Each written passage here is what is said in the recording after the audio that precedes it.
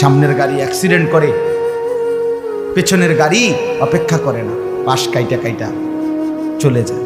Jam বাজ্যা গেলে আরো চিৎকার শুরু করে, আরে লোক মরে গেছে, আরে মরলে মরুক বেটা, রাস্তা ক্লিয়ার করতে কম। ঠিক কিনা বলেন না কেন? ধরে বেটা বেটা কেডা মরছে না মরছে বেটা, এর লেগে বুঝি মানুষের রাস্তা আটকায় রেখে, মানে এই যুক্তি দেখা। তাহলে কেডা মরছে না মরছে মানে তোর মতো এক মানুষ মরছে। ঠিক কিনা বলেন না? তোর মতো এক সুস্থ সবল মানুষ মরছে বেটা, যে একটু আগে হাত নাড়তো পা নাড়তো, সেই মানুষটা এখন রক্তে ভাসতেছে বেটা। পাত্তাও নাই, কিসের সময় কার হাতে সময়? সবাই মেশিনের মতো যন্ত্রের মতো দৌড়াইতেছে। রাস্তায় দেখেন না সিএনজি অটো কি করে সবাই, কারো হাতে সময় নেই। ঠিক কিনা বলেন?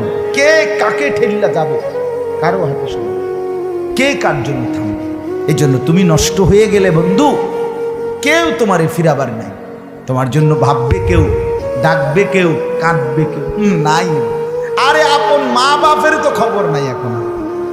আপন বাপ সাইয়া রইছে, দেখে তার ফুতে আজকে 6 বছর 9 বছর এক ওয়াক্ত নামাজ পড়েন, এবড়া বয়ে বিড়ি খায়, বন খায়, চা দিয়া ভিজাইয়া খায়।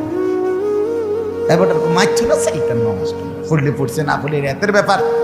বাবুরে টিহা দিছে, টাকা দিলে খালাস। যদি সুতে টাকা দেয় বাপের কোনো অসন্তুষ্টি নেই, আর যদি টাকা না দেয় এবড়ার গজবে আল্লাহর আরশ কাঁপে। ফুতের উপরে লানত দিতে দিতে, অভিশাপ দিতে দিতে শেষ। কারণ টাকা দেয় না, টাকা দেয় না, পুরা গ্রাম হাইটা হাইটা তখন মানুষের কাছে বদনাম। এই ফোলাগারে মানুষ করছি আমি, এই ফোলার লাগিয়া জীবন যৌবন শেষ করছি, 12 লাখ টাকা সুদে লইয়া তারে আমি নিজে বিদেশ পাঠাইছি। কত বড় নেয়ামতের কথা।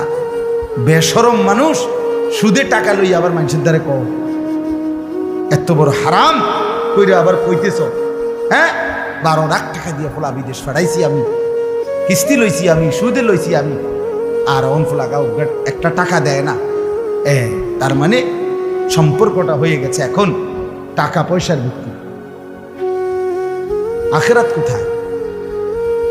আখেরাত